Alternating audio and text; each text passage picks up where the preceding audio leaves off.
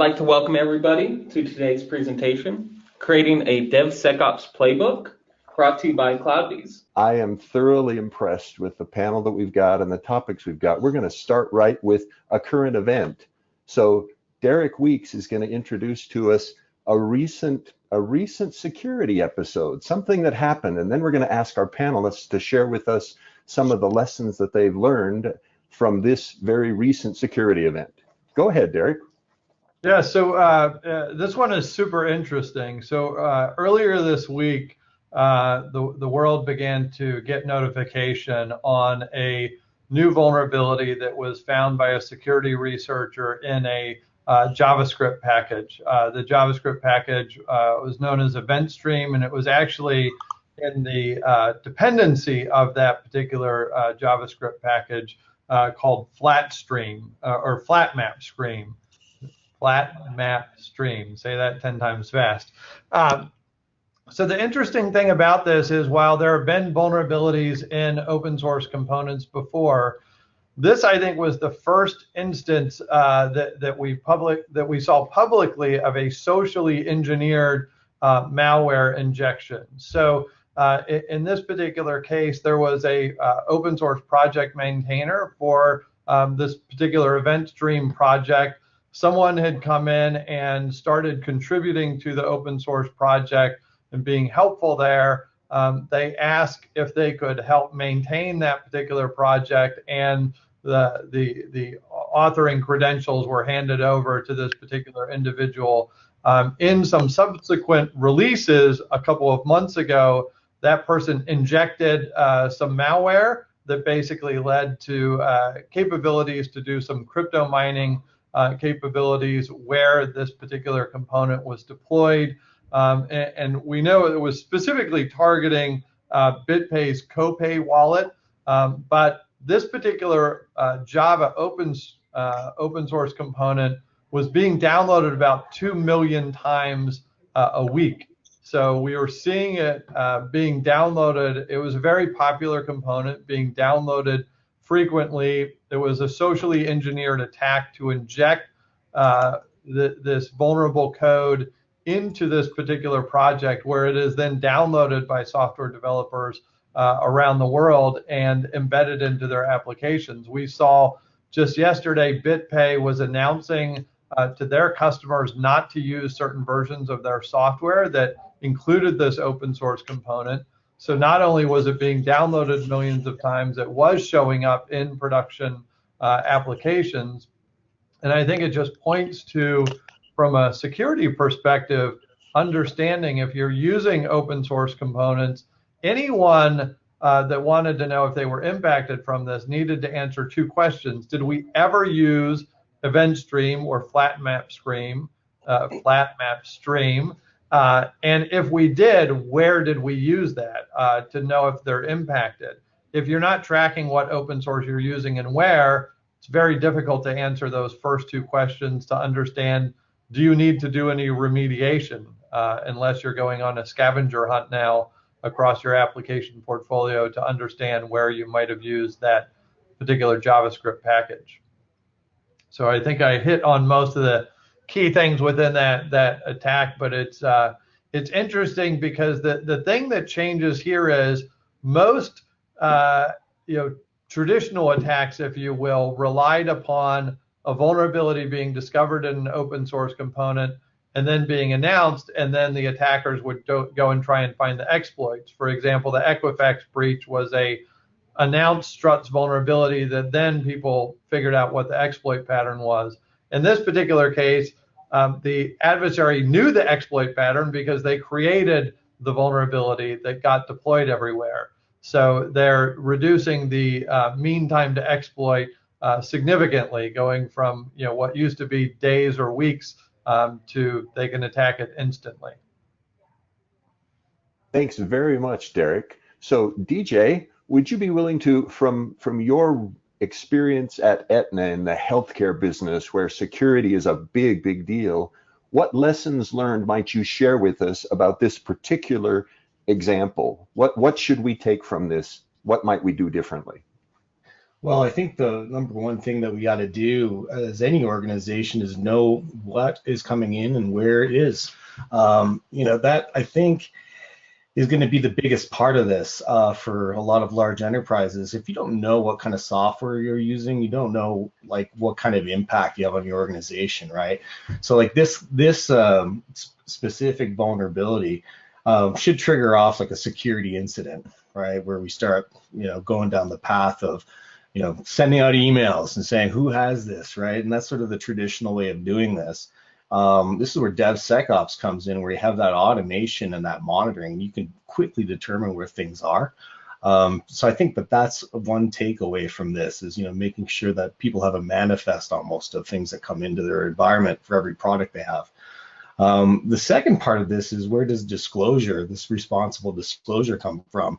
Where Equifax, all of this, basically they know about the vulnerabilities, but they don't announce them for either weeks or, in this case, I think there was like a 6-day lag.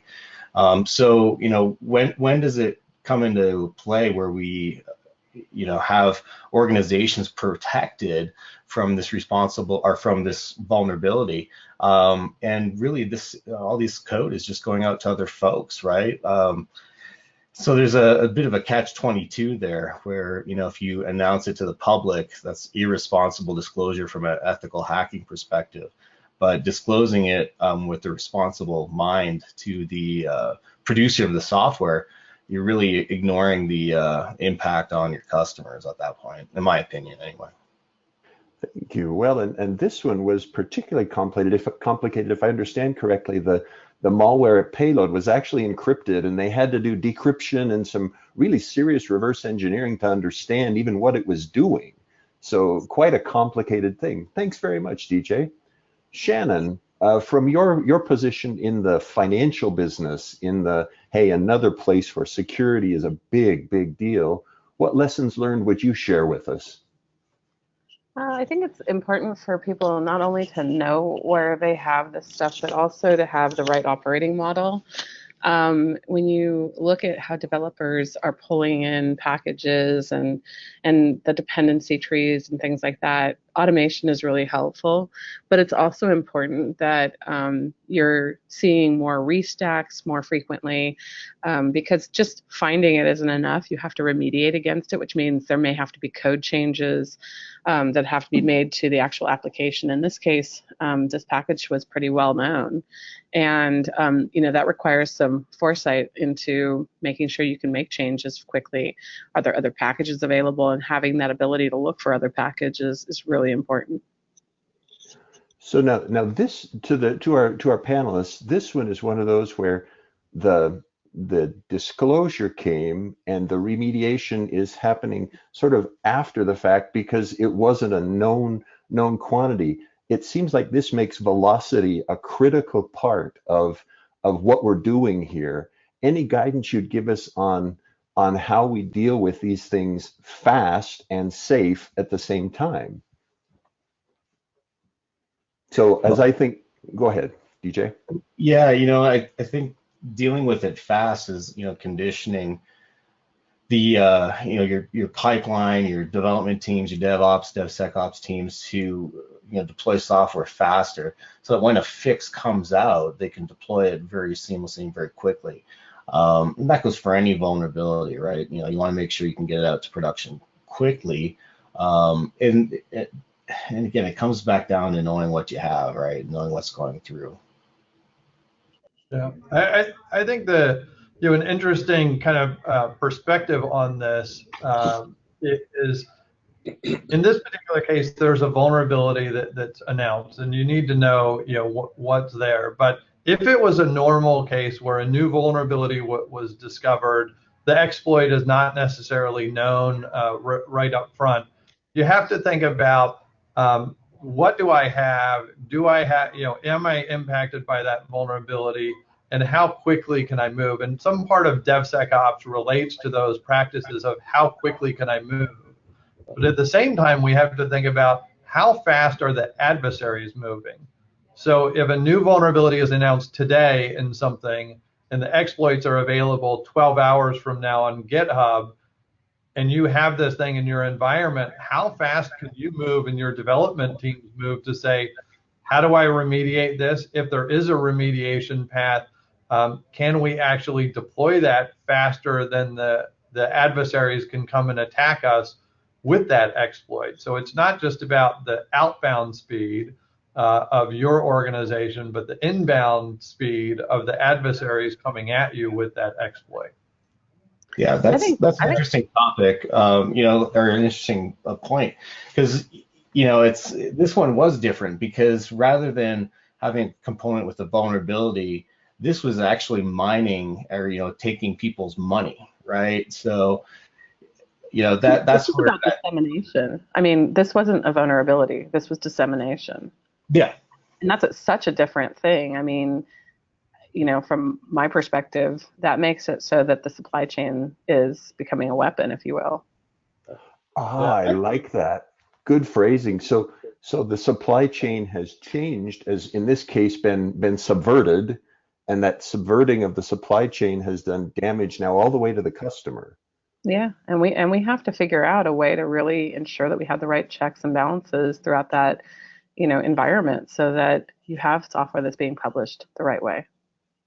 Yeah, and I think, if I may add, Mark, kind of going back to the title of this webinar, creating a DevSecOps Playbook, I think something I'm running to in the field a lot is people are at a point of maturity where they've kind of nailed down their, I'll call it raw or fundamental DevOps pipeline. Yet they need to reach more completely to the left, engage security as an inherent part of the process. And people are they're coming to us or coming to me asking, how do I make the case to security? First of all, I think to create a DevSecOps playbook at the front end of the playbook has to be bringing people along. It has to be making the case that you are more secure if you can respond faster. So, i.e., we're creating this higher velocity. We can react faster. Vulnerabilities or exploits are inevitable. We need to be positioned to be able to respond to them quickly. So going back to, I think, DJ's comment, it is important to be able to react quickly, i.e. you need to have a robust, high velocity software delivery pipeline and process. And then in terms of establishing a playbook, it's important to be able to communicate and convince your security stakeholders of that. Well, and the other thing too is, like, how do you identify these as they come in? There's a severe lack of technical security folks that could just jump in and look at this, right? That's going to be a problem as well. So it's one thing to pull the component down, but even like investigating it, this one, no automated tool is going to find this, right? Well, there will now, but the way that the attackers implemented this was extremely creative, where they just did it over a period of time. This is APTs, or advanced persistent threats, for software, and that's a concern. And then how do you detect it? I think that's the outstanding question. Like, how do you look at it when you pull this in, and see what this is trying to do? Yeah, I think that's the thing that I know Shannon spends a lot of time on this particular topic of the traditional threats from your adversaries and the attack patterns that used to happen are no longer happening as much, or the most sophisticated types of attacks have changed their parameters, right? So when Shannon is talking about, this is dissemination of vulnerabilities through the software supply chain. That was not a kind of known type of attack, that we were talking about, years ago. In fact, I started documenting it, a year ago. It was more like, what are the overall patterns? But I think, Shannon, you're looking at a lot of different types of patterns of, attack patterns that are happening out there that kind of traditional security practices aren't necessarily aware of or keeping up with, right? Yeah, I think the industry as a whole, it's a lot of focus on things like endpoint protection. There's a lot of focus on things like scanning for perimeter protection. And when you really think about where the security industry is when it comes to things like DevSecOps and having it be, a capability that all developers have access to, that they have all of the things that they need. They can actually secure their pipelines. They can put the right things in place for their applications, and that's being thought through from ideation.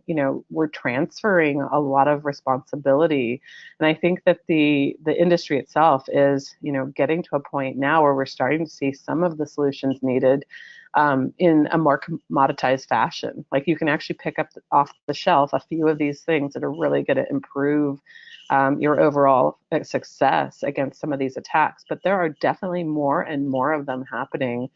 And, it brings up a good thought process, which is, how are you dealing with things like fewer, better suppliers? When you're bringing, when you want to do creation and you want to be able to solve a customer problem, how are we building a network of component parts that are safe enough for the things that we're trying to do? Okay. So you mentioned suppliers. Could you expand a little bit on that? I'm an open source developer, and as such, I'm generally considered to be a low-cost supplier, but that's probably not also making me a trusted supplier. Can you give a little bit of description further on your concept of supplier there? Yeah, the suppliers, to that end, thank you for developing software, because I think that everybody gets benefit when people do open source their software, and that we see contribution and community involvement and collaboration, because it helps us solve bigger problems faster, right? But the element of trust in the supply chain is something that has to be changed. And right now, if you think about it, anybody can develop any component, and anybody can actually leverage that component. And, the question is, when something becomes really popular, how did it start getting so popular? How did it get trusted along the way? And, that's an important part, I think, of the overall thought process of how you put software together. We're seeing more complexity today than we ever have in the software development industry. You can use new services, you can use software components. You're seeing this notion of open source components that are fully managed now. And so you have managed providers that are trying to take on the responsibility of securing these capabilities. And in some ways, thank God for things like the cloud, because we're now seeing some of those open source capabilities really be curated. And I think that's really what I think of when I think of trust, is you're starting to see big name suppliers like an Amazon or a Microsoft or a Google that are really taking on the responsibility of some really important component parts like databases, where those elements are actually being thought about, and they're curating, and they're getting speed out of the supply chain. They're making changes as needed. I think to Derek's point about what this particular one is, this is a much smaller component part that's not necessarily being curated. It's not provided as a service, so you don't necessarily know what's happening in the background, and that is dangerous. If we're not seeing people that are actually doing maintained parts, I think that's a really important part of the development process, is that developers should be looking at how long ago was something actually, fixed or checked in, or how many pull requests are sitting, and really, go after it. I think, I think to broaden the topic a little more beyond open source components, that software that you're bringing in from, sometimes unknown sources of unknown origin. But a container is the same thing. What did you download from Docker Hub today into your organization? So maybe you downloaded 1,000 containers across your enterprise. Where did those come from? What's the quality of those? Is there any version control on those things? Do you know where they were deployed after they were downloaded into either your development stack, your operational stack? Containers are just as important as open source, projects and packages that you're bringing into your organization. It's a software supply chain of things that you didn't build yourself, because it's a lot more efficient, and your innovation can run a lot faster by doing this kind of stuff. So as everyone here has said, that's the good part of this. But I think it comes back to, there are no free kittens. And I think that we need to manage ourselves more in that capacity, and things like this, unfortunately, kind of shed light on the questions of what do we know about what we're using and where is it. And I think real quick, I'd like to chime in terms of expanding the discussion and talking about supply chain. I always like to cite Xcode Ghost, right? An unexpected place to kind of inject and infect the supply chain. where you have people going out and downloading a tainted compiler, and it's somewhat comparative to downloading open source components, having easy access to this wide pool of assets any individual developer can go out and get. But all of these things constitute a component or an aspect of building your application. And if any one of them are compromised, your application can be compromised. So I think the breadth or landscape of challenges to the supply chain is wide and complicated. Yeah, absolutely. To touch on Derek's point really quickly about containerization, I think the problem is people aren't really versed at using and hardening these things from a security perspective. Not just open source software, but third-party vendors that are providing commercial applications that are supported, and they give them to you in a container. The first thing that we do is scan them and look for issues, and not just with one tool. We scan it with multiple tools. We're looking for open source. We're looking for vulnerabilities in the underlying base images. We're actually, if we can, we're looking at Docker files and seeing what's in there. And the horrible reality about it is usually there's more vulnerabilities in these containers and these applications than I've ever seen before. You pull these things into your environment, it's like bringing a Trojan horse in. You're one Nginx ingress configuration issue away from opening it up to the internet. And how we're resolving that is we're actually taking a stance that's almost more strict than what we do internally. We have pretty strict protocols, but especially around containerization and known vulnerabilities. But when you start looking at vendors, we're holding them to the fire, and it's been challenging just because of the fixes and some of the things that aren't fixable from an open source perspective because the project's been abandoned. A lot of issues come out of like that, but it's better to inspect things and know what's in there, and know what your vendors are giving you as well. It's the first time we could really do that, right? Like without reverse engineering an executable. So it's a pretty important thing to do. Thank you. Thanks very much. So I'd like to shift us a little bit to sort of a little bit different topic. Let's go on one more slide here. And so we talk about security required from everyone, but it typically is driven by the security organization. It classically was, maybe typically is the wrong way to say it.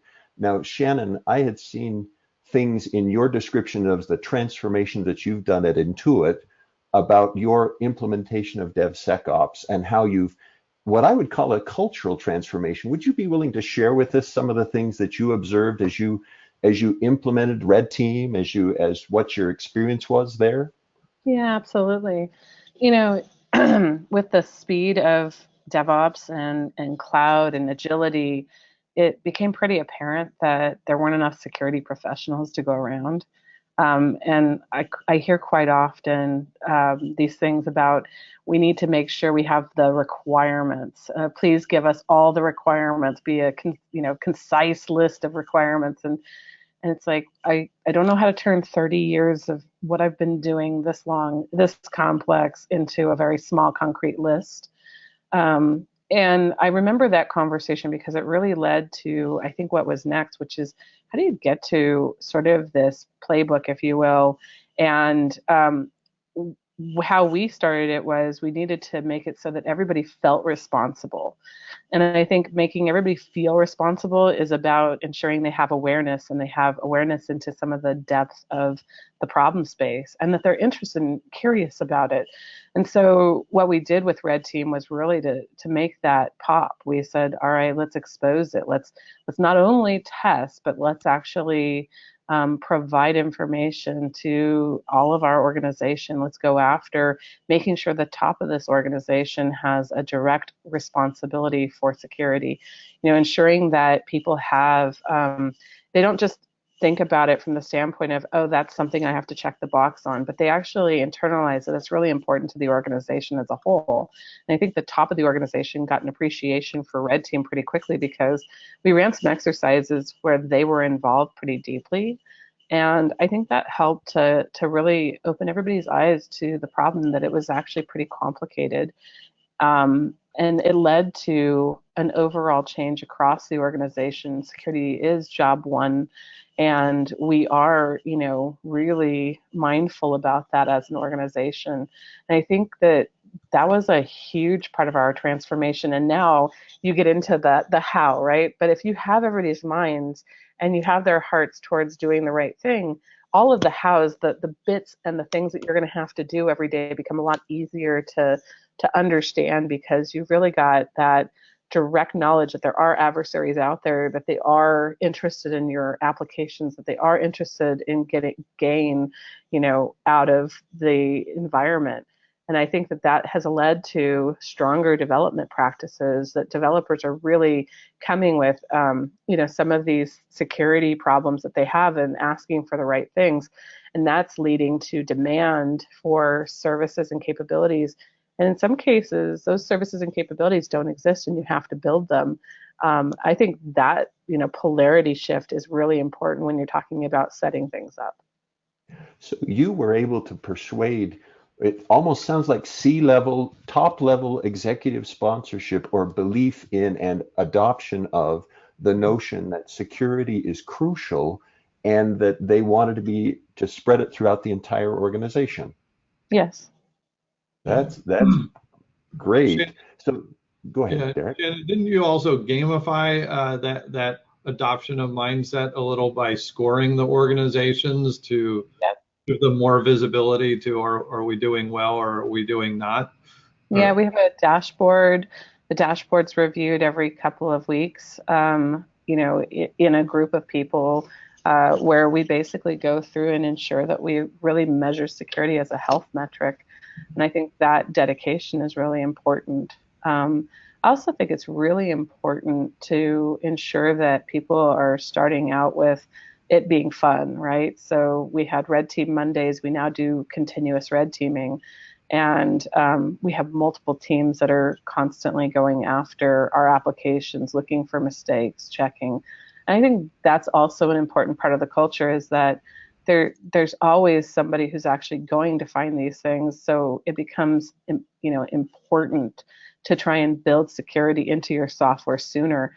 And I also think that unless you give folks an answer, so the one thing I will tell you, if you're going to do this and you're going to put a red team in place and you're going to enforce, you've got to find a way to actually simplify security so that the masses can really adopt it and understand it.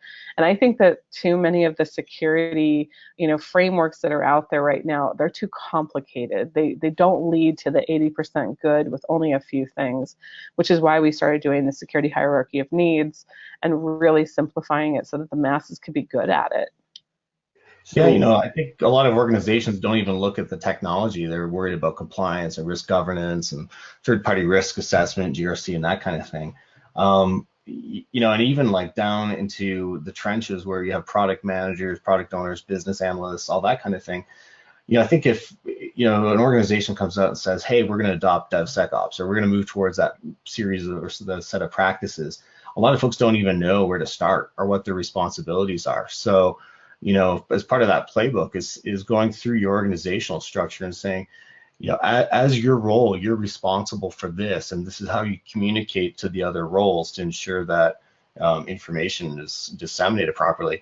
And you said, Shannon, about the dashboard. That's instrumentation and measurement, and that's one of the first things you need to do when you're adopting a DevSecOps and practices and automating your pipelines and putting security controls in there. We got to monitor them and make sure that the information is going to the right people at the right time and is relevant to what they need to do from their decision and what their role is.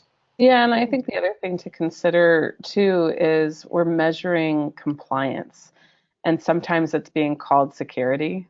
Yeah. And I think that's dangerous, because the responsibility that we're talking about is security. We're telling people they need to be more secure. This is not about ensuring that every last control and every framework out there is perfect. It's actually about ensuring that you're working on something that's making it so it gets ahead of adversaries, and that as an organization, you understand your adversarial profile so that you can be better at it. Yep, this is where threat modeling comes into play, right? Nobody would have assumed that this NPM or this JavaScript vulnerability would be an attack vector, so everyone's updating their threat models, hopefully, right now. But yeah, absolutely. I want to go back to something that Shannon said that was part of something I got really excited about a couple of weeks ago. So Shannon, had just said, we have to do something with regard to security and DevSecOps to enable the masses to be good at security, right? So a couple of weeks ago in DC, I was giving a presentation at a meetup. And during my presentation, one of the developers in the audience said, I just got a notification from GitHub that I have a vulnerability in the code in my repository, right? So in the tool that the developer is using, his tool is telling him there is a security vulnerability here, right? And it's one of those things that I was so excited because it was so simple.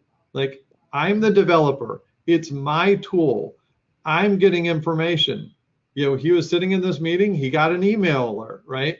It was usable for him, and not that it was the most sophisticated kind of solution, but just the fact that as a developer, he's getting security information in his tool in a form that he can digest it. It was like, hallelujah. I didn't even ask him, like, is that a GitHub solution or a third-party plugin or whatever? It was just finally, like, this is, closer to DevSecOps when it's not a security person in the audience saying, I see all these red flags with what our developers are doing. It's the developer saying, I saw this, I'm now informed, I now need to take action, right? But that was kind of making security easier for the masses, of kind of the guidance of what we're moving toward. Have you, does your playbook make security easier for that person that is developing the code, that is developing the applications that your business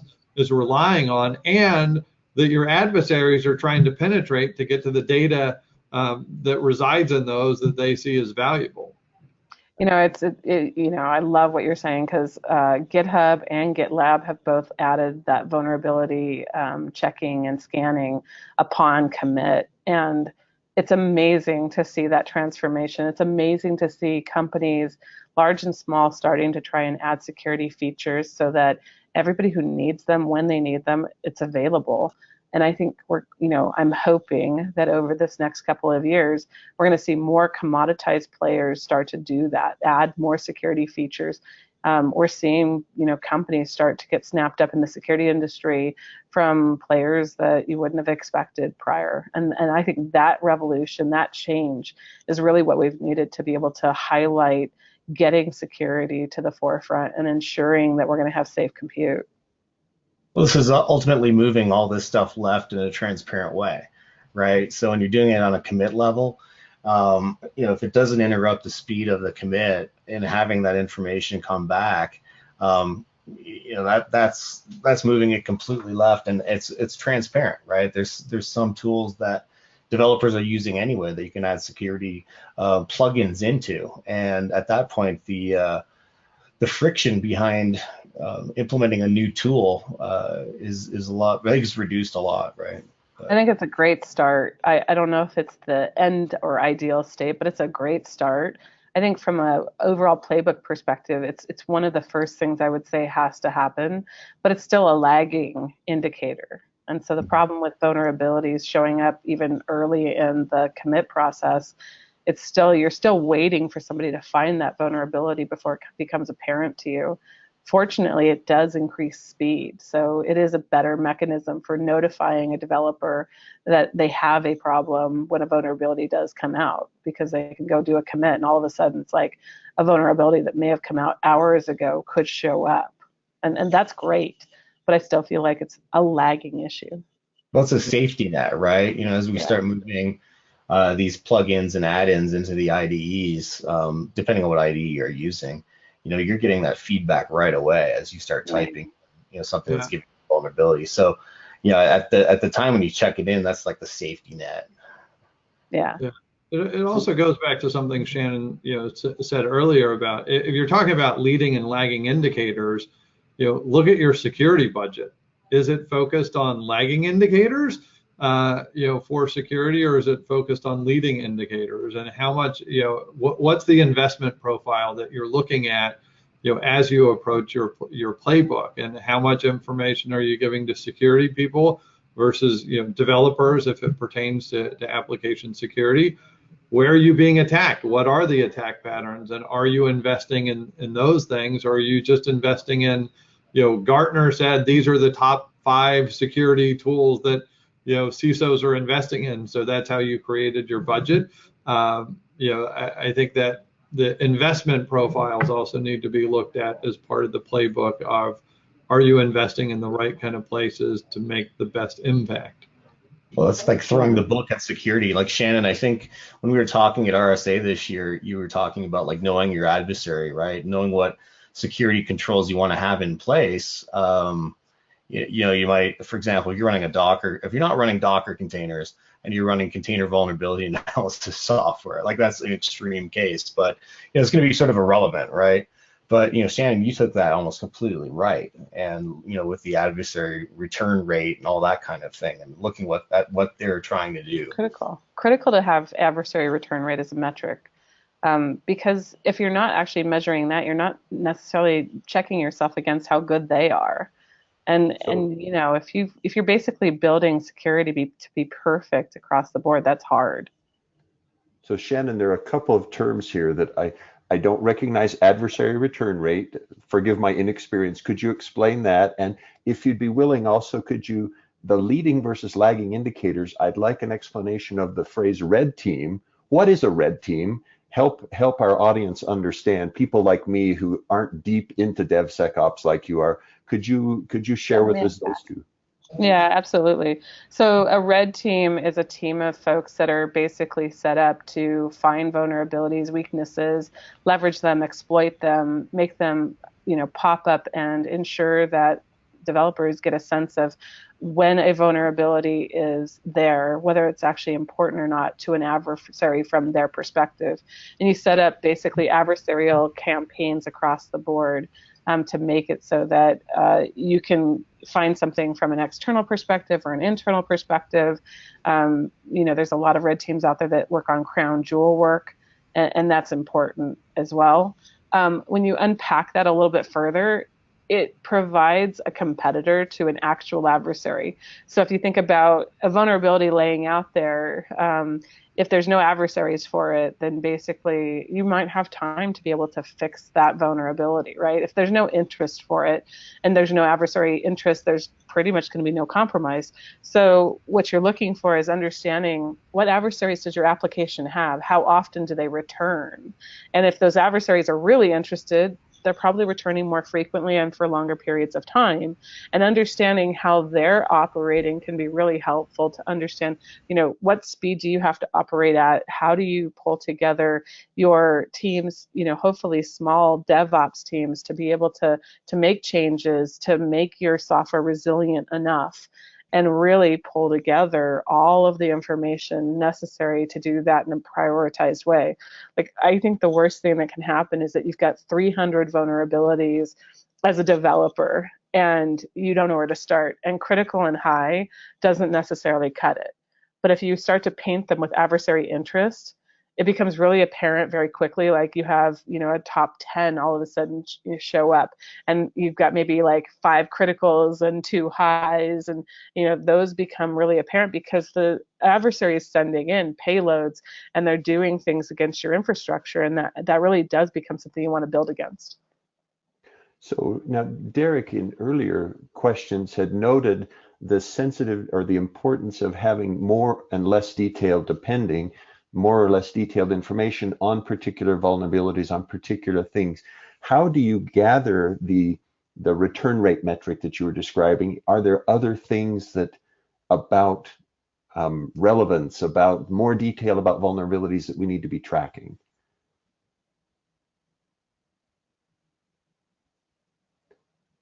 Sorry, Derek, did we just lose your voice? All right. Yeah, I was asking if that question was for me or a comment about what I said.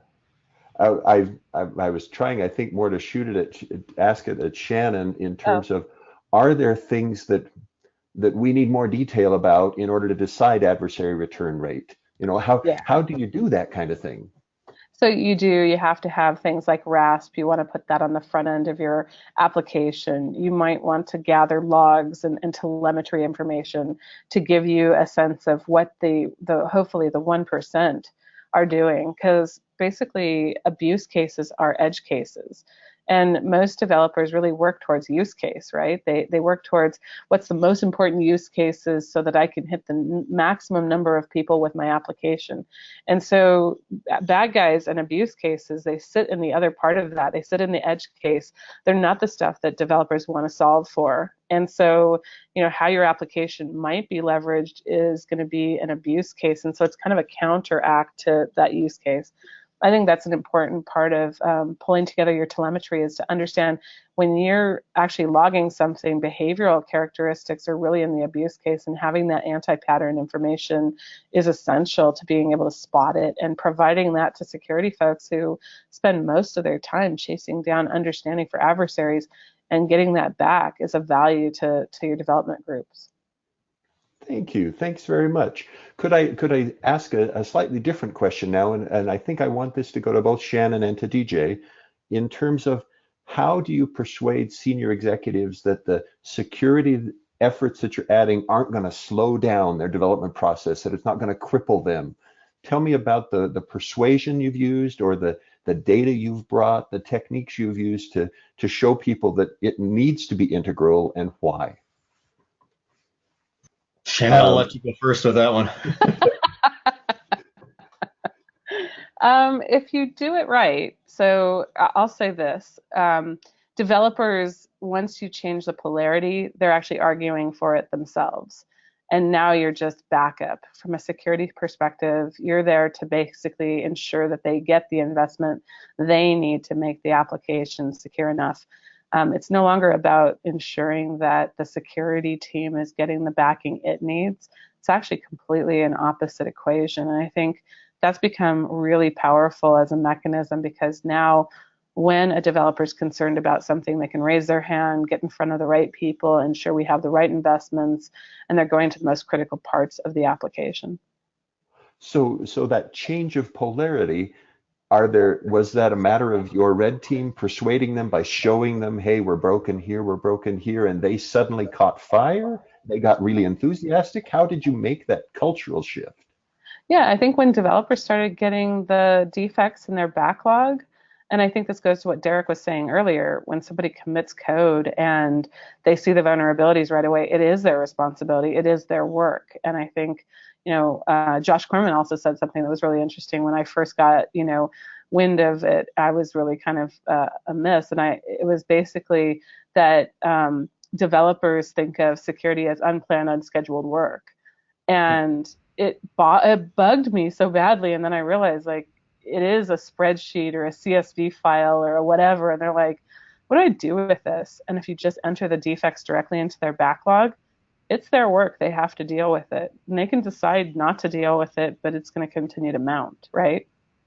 Yeah, I think, going back to the GitHub situation that I mentioned, the guy in the audience last week, right? So when you think about, did the information that he was getting slow him down, right?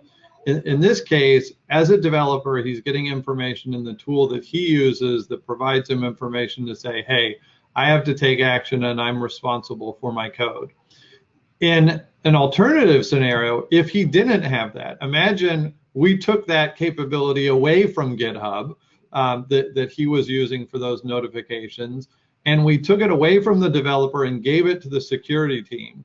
And after he's finished designing his code, he's submitted it, it's integrated into the app, it's gone off to be staged for production release, and security then analyzes it. As he's now on to the new sprint, in a new project that he's working on, security comes back and says, hey, there's a vulnerability. Again, I'm introducing rework as a security person, saying I found a vulnerability in your code. he's now like, okay, now I need to find time to go and correct this later. That is actually like that kind of more old school process of bolt-on security at the end of the process is actually slowing you down more in that particular case than just giving the developer the information up front. So in the case of like, is security going to slow me down? If you do it right, depending on the kind of tooling that you're using, you can actually speed it up where that developer doesn't have rework, or the rework loop is so short because I just found the vulnerability, I can hopefully remediate it quickly and then move on. And then security isn't coming back 2 weeks from now or a month from now saying, hey, we found that vulnerability in your code. The CBTs come in play, or instructor-based training, that kind of thing. Because when you look at that situation where you have a vulnerability coming into a developer, like let's say it's SQL injection or some sort of injection flaw, right? And they look at it and they're like, I don't understand what this means. So they're going to come back to the security organization and they're going to say, can you describe this? And I bet you the amount of folks in your organization or anybody's security organization who can describe what SQL injection or an injection flaw is and actually show a developer are few and far between. So that becomes a issue where, not even an issue, but a situation where you want to embed a security resource into that development team or that feature team if you can, or even across a bunch of feature teams where you would operate on a horizontal level across those teams where you're sitting in the trenches with everybody saying, okay, I'm reviewing your code, this is this, or helping them triage potential false positives in some of these tools that come out. And that's the only way you're going to have security left, is if you have security left to actually explain and train folks. Eventually, I hope that we get to the point where DevSecOps is just DevOps because we think about security all the time. But until we get to that point, we're going to be constantly dealing with drag. And to answer Mark's question really quickly about selling things to executives or selling DevSecOps up the organizational structure, there's a couple of ways to do it, right? They see a couple of things. They see their developers operating in an efficient way and getting product out faster. And a lot of times they're like, well, how does that happen? And why doesn't everybody do that? So the other point of it is budget, like, trying to find out, what your average, your mean time to, repair, all that kind of thing, and seeing like how many man hours go into remediating a vulnerability or people hours, and what's the cost associated with that.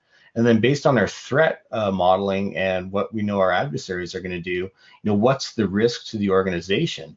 And then calculate the risk and apply that number amount, like how much that's going to potentially affect your organization, downtime, that kind of thing, legal fees, whatever it could be, and add that together with the amount of money that you're spending on development right now versus how you would spend it when you have a DevSecOps program or practices in place, and then take those numbers to your executive and say, hey, we're saving this amount of money when we do things in a DevSecOps manner versus how we're doing things now.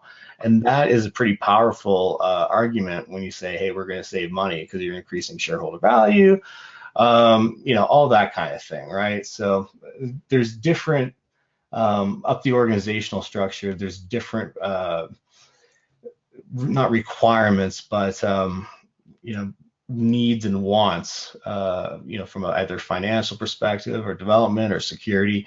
Everybody has their fingers in this pie.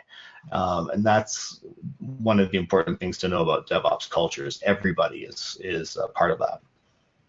Thank you. Thanks very much. So another follow-on question, could you, Shannon and then DJ, share with us some obstacles you've encountered as you've gone through these transformations, as you've been working on your DevSecOps journey, obstacles you've encountered and ways that you thought that were creative and interesting resolutions to those obstacles.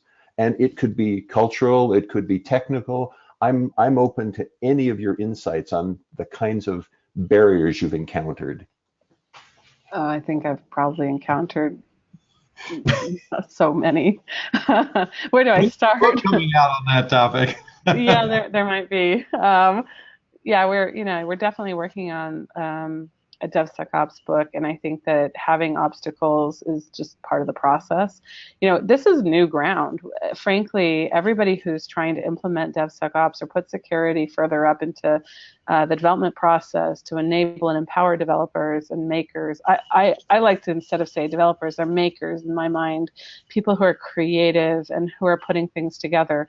And so when you want to empower a maker to be able to do security well, I think of it as one of the biggest impediments and obstacles, I think, started with the security team itself is, as a service provider, I'm really curious and interested in what people need.